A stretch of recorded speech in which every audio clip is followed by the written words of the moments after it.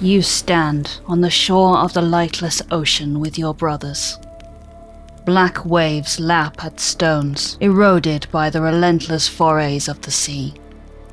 Ocean foam bubbles and spits where it meets the Promethean heat of the pyre, erected from flotsam and other debris, fed by Promethium, and ignited by the crackle of Acrozius's field. Il Song stands with his back to you, staring out across the lightless ocean. The chaplain's armor is as black as pitch. The shape of his backpack seems to shift and blur in the heat of the flames. Your eyes briefly sting before your oculobe adapts, and the chaplain fixes into one definitive shape. He turns. The torso of his armor is decorated by the finials of a chitinous exoskeleton. The bleached bones of death clamps gleam dully in the rippling light. His helmet is a leering skull. His mouth juts out to the shape of a hammerhead Carcharodon. His eyes radiate the red heat of the volcanic reefs. You feel his scrutiny and feel a flicker of doubt, but you clamp the emotion down. You push it into your chest, nestled safely between the beating of your twin hearts, imprisoned in the dungeons of your Belisarian furnace. Lajun, he says. Yuk, Young Juan. He pauses. Your lineman's ear filters out the soft lapping of the ocean waves and the crackle of the pyre. You focus on the chaplain. You hear the quiet purr of his armor systems, the strong beats of his hearts. You have been nominated for full initiation into our brotherhood. Brother Sergeant Chul tells me that you are ready. He tells me that the Nactisian cold flows strong within your blood. He tells me that the Nocturnian fire burns strong within your hearts. You stand a little taller at that. You knew what this was, but you still feel pride when the chaplain says the words. In the 10th Company, you have known the crucible of war. Not merely as students, but as participants, thrown upon the anvil and into the burning coals. Brother Sergeant Trull tells me that you have acquitted yourselves well. He tells me that you have been tempered. He tells me that you have been tested. But each day is a new test. What is the value of wisdom? Without wisdom, skill cannot be focused, you say, in unison with your brothers. What is the value of skill? Without skill, strength cannot be brought to bear. What is the value of strength? Without strength, wisdom may not be applied. The chaplain nods. He reaches out with his croziers. The power field spits and hisses in the pyre. The flames rise. It is like water thrown upon a Promethean fire. What is the purpose of the fire? To shape the blade. What is the purpose of the blade? To defend humanity. What is the purpose of humanity? To keep the fire alive. Yes. The chaplain draws back his croziers. Its overlapping power fields contain a portion of the flames, wreathing them all in smoke and ash. Each day is a new test of self-reliance, loyalty, duty, patience, awareness, self-sacrifice, self-discipline, endurance. Today, the test is simple, but it is not easy. You have been nominated for full initiation into our brotherhood. If you pass this test, you will be a full brother of the Dark Kraken's chapter. If you fail this test, it will be through death. Will you undertake this test? Yes. You stand beside your brothers, but the test is for you and for you alone. If you pass this test, you will have passed this test alone.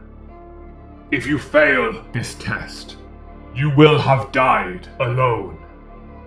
Will you undertake this test? Yes.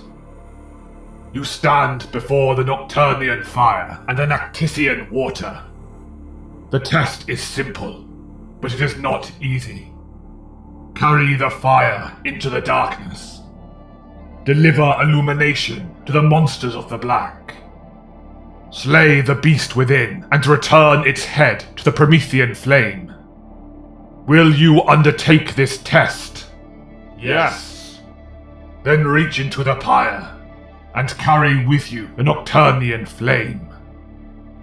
You reach out into the burning fires. You feel the overlapping plates of ceramite blacken in the heat.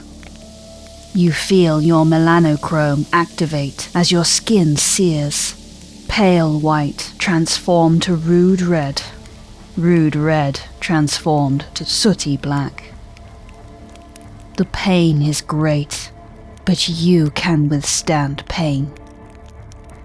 You grasp a piece of flotsam and hold your makeshift brazier aloft. You follow the direction demarcated for you by the length of Ilsung's pointed crozius. You walk into the lightless ocean. The brazier extinguishes with a hiss as you disappear beneath the waves. But you still carry the fire within your hearts.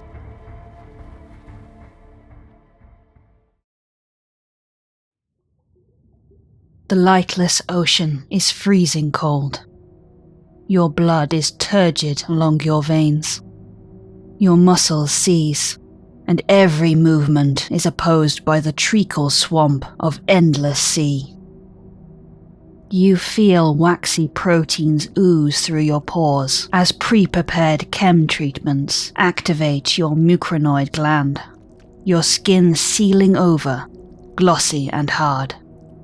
It protects you from the cold. The waters are still as ice against your flesh, but your blood stirs and your sinew coils tense along warming muscles. You breathe in the ocean waves, your multilung absorbing oxygen from the airless black, your oolitic kidney filtering out the hydrogen and other contaminants within the oppressive gloom. You let go of your extinguished brazier. You swim deeper and deeper. Your breaststrokes are strong, empowered by the bolstered skeleto-muscular development that your biscopia activated long ago. You have transcended human limitations.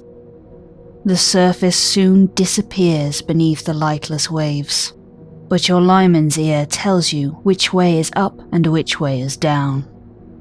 Your oculobe captures what little illumination is to be found. Soon there will be none. You will be blind, at least until you reach the bioluminescent expanses of the fathomless deeps. But you do not need to see.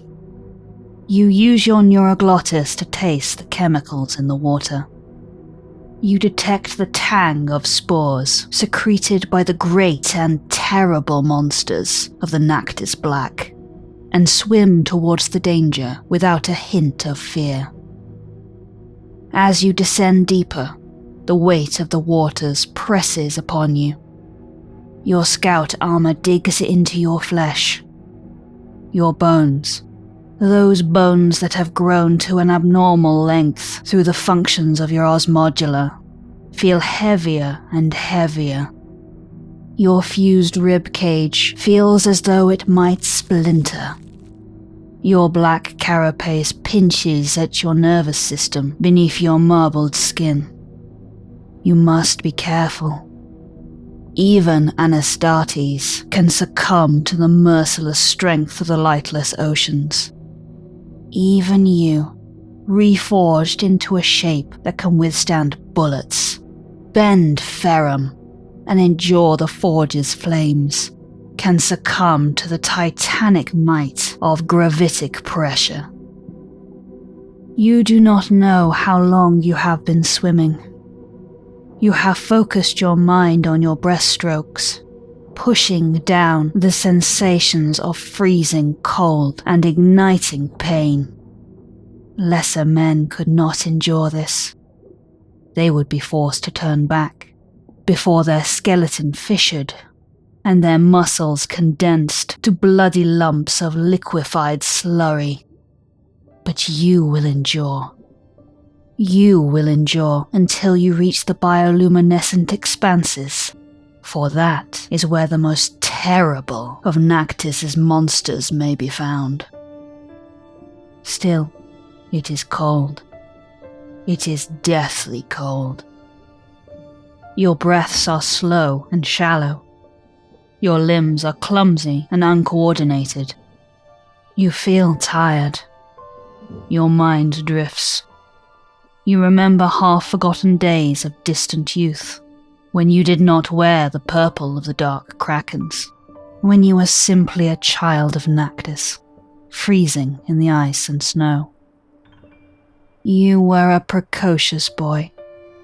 Even as the blizzards turned your skin blue and sliced open your lips with icy grit, you would stand at the northern shore, staring out across the Jessic Sea. "Come out of the cold, child," your mother would say. Do you remember how you would reply? "One day, I will swim to the bottom of the sea. I will be a space marine, and I will be the first to see what's at the bottom." "Foolish child," your mother would say, but there would be no condemnation in her shivering voice. "You will see nothing unless you first get warm." You turn from the Jessic Sea, its churning black waves frosted with cresting ice, and look upon your mother's face.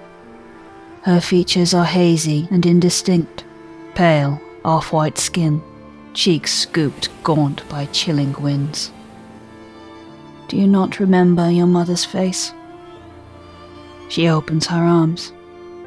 You run into her embrace, your teeth chattering and your limbs trembling.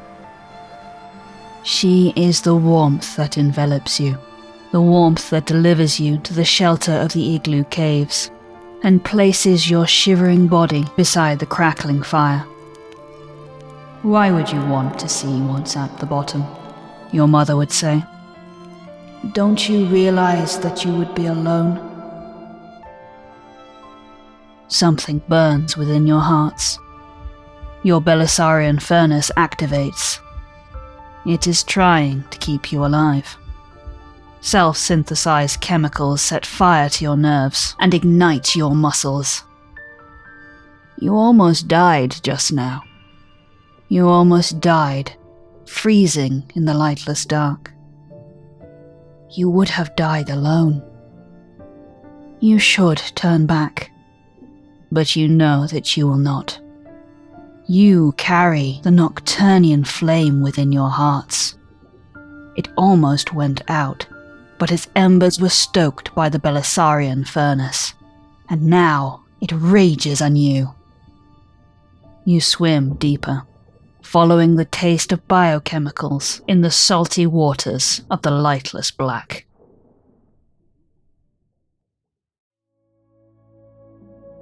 When you first see the bioluminescent wonders of the fathomless deeps, it takes you a few seconds to realize that you are awake.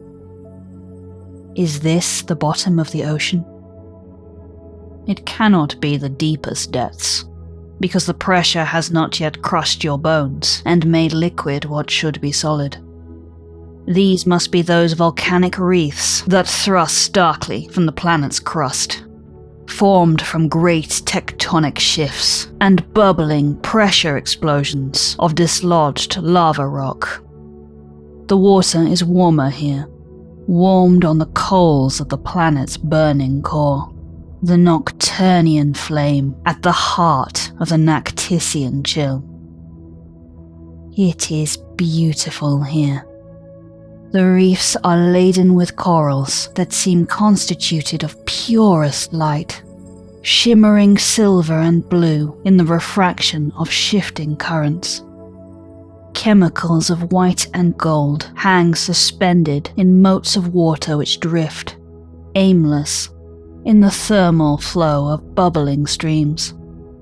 Those brilliant lights bring out the erosion-smooth colors of oyster pearls and the lapping reds and greens of coral plants, ferrous rocks glinting in the sunless glow of the eternal ocean night. Your mind thaws, banishing the confusion of cold. For a moment, you are distracted by the pang of some ineffable emotion, briefly gripping at your throat. Is it sadness? Is it longing? Is it regret? Or is it joy? Whatever it is mortal. You treasure it for as long as you can, before you swallow and the emotion dislodges. It falls away into your stomach, dispersing into nothingness mist. You refocus on the task at hand. Where there is light, there is shadow. Between the streams of illumination are the shifts and swirls of movement among the reefs and corals. You can taste them with your neuroglottis, the pheromone warnings of the ancient predators in this inhuman realm. Here be dragons. Your oculobe focuses. Your pupils expand to swallow every available fragment of light. Retinal cone cells cluster, providing sharper resolution of the cave structures along the reefs. They are volcanic passageways to the planet's crust, active crevices of building pressure that may erupt, without warning, at any moment. One of them is the dragon's lair. You draw your combat blade. It shines in the shivering luminescence. Besides the strength of your arms and the acid of your Betch's gland, it is the only weapon you possess. There is not enough oxygen to sustain the propulsion of a bolt round through the drag of these waters. You must slay this beast, hand to hand, tooth to tooth, eye to eye. You swim towards the cave, holding your blade between your teeth. You feel currents of hot water against your skin. It would scald you, if not for the waxy excretions of your mucranoid, that are now like melted candles against your flesh. The currents shift. You are not the only creature capable of tasting others upon the ocean waves. You swim faster. Your sinew coils strain. You reach the cave before the shifting waves are able to repel you outright. Those maddened swells buffeting you against cracking rock. The way ahead is murky with the churn of sediment, obscuring the bioluminescence behind malformed layers of shifting, muddy brown. Your oculobe compensates as you struggle against the torrent and slip deeper into the cave system, bloodied fingers gripping jagged rock and pulling you within. The cave is vast, an ocean within an ocean. Glistening stalactites of unknown chemical compositions hang like inverted spears from its roof. An enormous, scooped-out basin is textured with the scar tissue of eroded stone, some forming creviced ravines of absolute darkness. Streams of thermal flows bubble from cracks that lead to the planet's mantle. You navigate along the edge of the great crater, half swimming, half clambering over rocks that scrape against your armor and slice roughly at your skin. Your eyes are fixed on a distant tunnel, from which the water stirs and the sediment is agitated into tornado swirls. The tunnel is irregular and roughly hewn, formed not only by the ocean and eroding time, but also by the crass demolition of some violent action, the thrashing and wriggling of something vast and monstrous, and utterly, utterly deadly. The dragon emerges. It does not resemble what an off-worlder might call a dragon. It is a creature of the deep sea, and, like all creatures of the deep sea, it is alien and strange. Its wormy body is fixed into a many-hunched shape, as if it followed the contours of a gigantic knuckle-duster, fashioned for some titanic brute. It looks rigid, almost brittle, but its scaly exoskeleton slips and shifts around its ropey sinew with a grotesque fluidity, belying the flexibility behind its stiffened posture. Thorny spines thrust from the slopes of its snaking musculature, a random, haphazard array of bony spikes. The valleys and peaks of its skeleton are supplemented with gross appendages of hardened flesh, reaching from its main body and forming the petioles of waving, leafy fats, thin and half-translucent, streaming light like the dusty breath of a Xenos god. The dragon glides into the cave basin. Its long mouth resembles something between a crocodilius' snout and an insect's proboscis. The entire length of the worm tenses, and that great mouth sucks water into its thirsting maw. Whirlpool currents spiral around a nightmarish gauntlet formed of layers of rotating, needle fangs. To be drawn into that mouth is to be set upon the thrasher, to be flensed and reduced to bloody gruel, where once there was bone and meat. The creature is bizarre then, and grotesque, and monstrous too. There is no nobility in the black glass of its eyes, orbs glistening wet in the haze of its own bioluminescent secretions. There is no beauty in its form, not even a gesture to symmetry along its twisting vastness and leafy protrusions. And yet, when it moves, it does not thrash or writhe.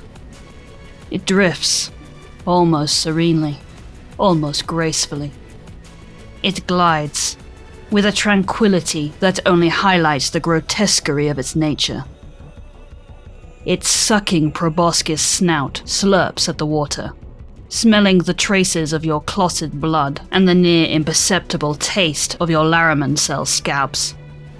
It placidly pivots towards you.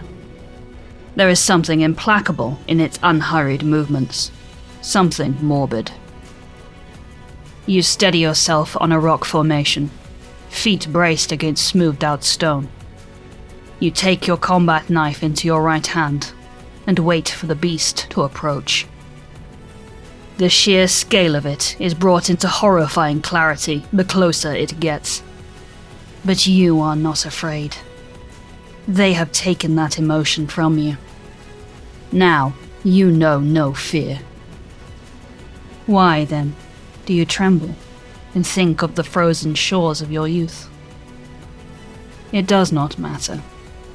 It is too late. You are committed now. It bears down upon you, a leviathan of ancient depths.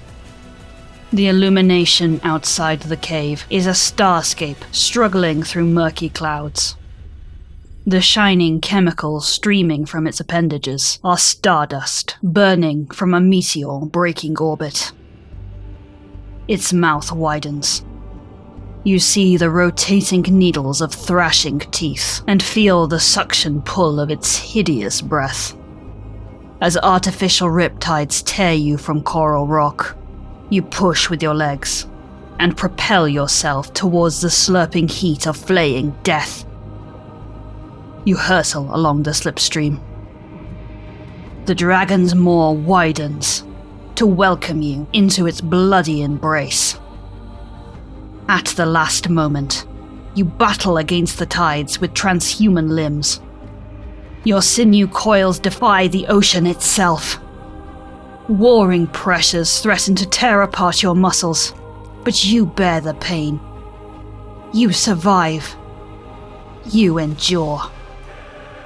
You extend your combat knife, like the outstretched lance of an ancient warrior atop a charging steed, and slam into the side of the dragon's mouth. The bones in your arm shatter upon impact. Ceramic infusions fissure and crack, but your blade cuts deep. It opens one side of its mouth into a long, red grin. Blood erupts from the wound. It bubbles black, like spurting ink. The monster arrives, creating waves that send you flying across the basin expanse. The drag of water slows you down, but you still hit the cave wall with force, grunting as your armor fractures. The dragon screams. It is a high-pitched roar that makes new spiral currents of swirling sea. You bring yourself upright and flex your shattered arm. Already, your unnatural physiology has repaired the minor fractures. Brittle internal splints form along the more major breaks. You can still move it, if you can bear the agony. You pass your combat knife to your left hand. You are ambidextrous, after all. The dragon bears down on you again, its sedate movements at odds with the blood streaming from its ravaged mouth. Small fins at the nape of its neck and tail flap so swiftly that they almost look static, making it seem as though the monster is propelled by nothing but hunger and malevolent will. You swim to meet the monster, pushing off from the rock. Your right arm burns with pain. You ignore the discomfort.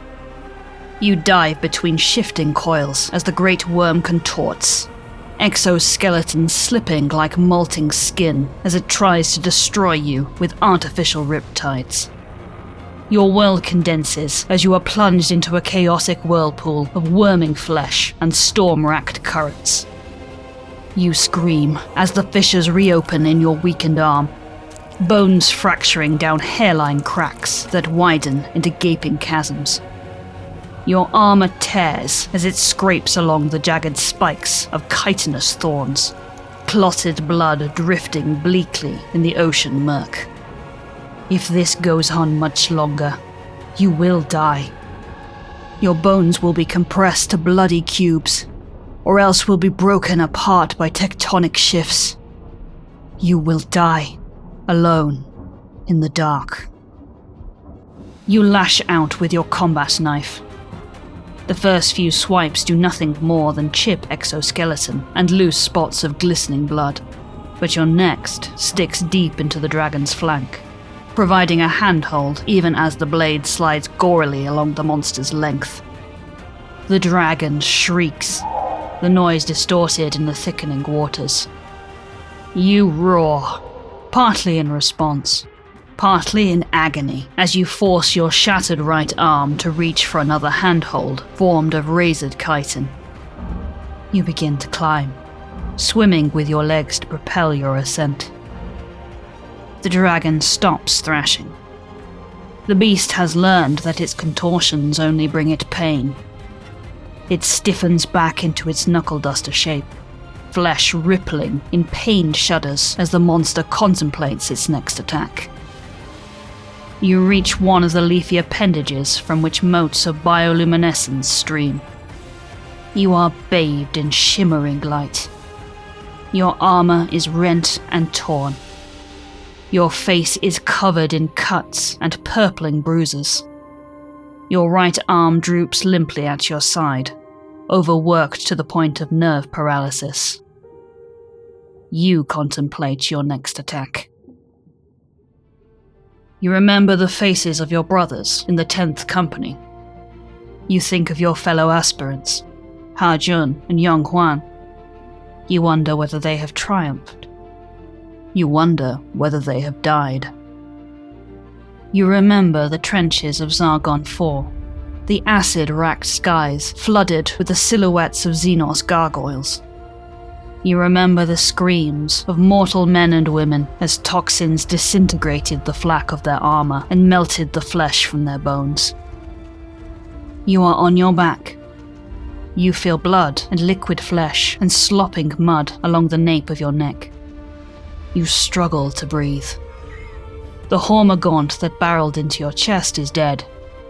You buried your blade in its glassy eye. But when it hit you, it punched the air from your lungs, all 3 of them. Brother! You hear young Juan cry. His face appears above you, streaked with alien ichor and splattered mud. He reaches out a hand. Rise! You take his hand. You find your breath as he pulls you to your feet. You stand beside your brother, shoulder to shoulder, and ready yourselves for the next wave. You blink, returning to the present. The dragon drifts. Does it think you dead? Is it itself dying? The ocean waters are black with blood, both yours and theirs. You feel unsteady. If your left arm was not wrapped around its appendage flesh, you would have drifted from the monster, sinking into the black. But you are alive. You endure. And yet, child, there are limits. Make the next one count. You clamber up onto the protrusion that juts from a peak of the serpent's body. By fate or chance, you are near its head. One good leap, one good thrust of your legs, and your blade might reach its eye. You steady yourself. The frantic rhythm of your twin hearts slows into a resolute beat. You jump. You are alone. There is no one to witness your deeds. That is a shame. A transhuman warrior leaps from the unnatural foliage of a deep-sea leviathan. He plummets through black ink and bioluminescent fog, his knife raised high. A great monster, rigid and disjointed, bleeds purple-black and glides sluggishly through the muck of its own vitae. Time seems to slow. You fall, not at the speed of gravity, but at the speed of dense skeletal-musculature through disturbed waters. Propelled by the strength of your limbs, but rocked by the eddies of still steadying currents. You are the silhouette of an epic warrior of ancient myth, descending through starlit skies towards the monstrous earth. You are the slayer and the destroyer, the knight and the hero. The angel of death. You land on one of the chitin thorns, thrusting from the dragon's face. You see your bloodied reflection in the glassy black of the monster's eye. You drive your knife into your own reflection, and the mirror shatters, bursting with eye jelly and crimson ink. The dragon roars and spasms.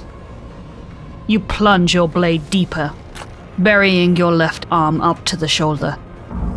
Your knife slices through optical nerves, questing for the grey matter beyond. Bile collects in your Betcher's gland. You spit acid into the Leviathan's open wound. The writhing of the beast creates a maelstrom of raging currents, and eventually, you can no longer hold on. You are sent cascading through the storm, knife drawn from the bloody sheath of the ruined eye. You are thrown through riptides and wave surges, flung across the glittering black, bones groaning and crunching as the seas threaten to rip you asunder. You black out. Even your liman's ear cannot compensate for the madness of your movement, the gravitic force that compresses your ceramite-infused skull. What is the purpose of the fire? To shape the blade. What is the purpose of the blade? To defend humanity. What is the purpose of humanity? to keep the fire alive. You see a bonfire on the edge of the northern shore. You see the roiling, half-frozen waves of the Jessex Sea. You see the vague contours of your mother's half-forgotten face. Come out of the cold, child. You awake. You drift through settling waters. Your entire body feels bruised. There is a pain in your multilung. It is struggling to filter oxygen from the sea. Luminescence settles into the sediment of the basin, a gradual shower of falling glitter. The corpse of a dragon lies upon the ocean floor, sparkling in the shroud of its own dying light.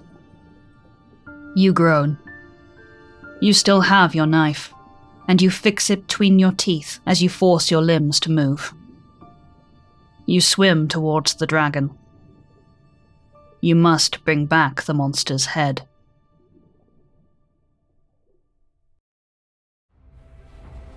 By the time you reach the surface of the lightless ocean, your multilung is burning, and your muscles have all but seized. You splutter for air. Every part of you is weary. Every part of you hurts. Even now, your body screams for surrender. It wants you to give up on reaching the shore. It wants you to let the anchor of the dragon's head drag you down, alone, into the darkness. But you will persevere. You will survive. You will endure. You swim through the freezing, churning waves, and carry within you the Nocturnian flame.